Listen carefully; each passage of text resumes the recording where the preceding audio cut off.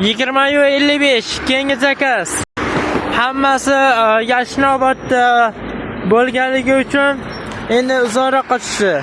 Yangiobodga qarab yo'l oldim. Hurmatli obunachilar, shuni ma'lum qilamanki, iltimos sizlardan zakaz qilinglar va kutinglar. Qo'ng'irog'imizni kutinglar. Yo bo'lsam kech qolayotganimizni sezsalaring, iltimos sizlardan telefon qilib qo'pol muomalada bo'lmanglar. O'zlaring sotib olasizlar. Menga farqi yo'q.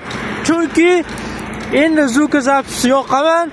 Endi yozib olib turib kompaniyaga tashlaymiz. Ana undan keyin muammo ko'payadi.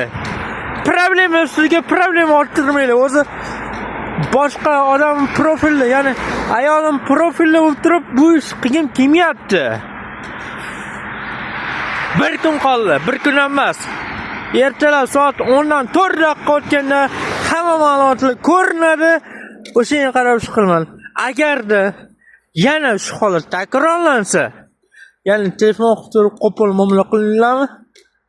Riski yozib olamiz, kompaniya topshiramiz. Kompaniya o'zi biladi nima qilish kerakligini. Xafa bo'lmanglar. Hop. 101 milliy zakaz.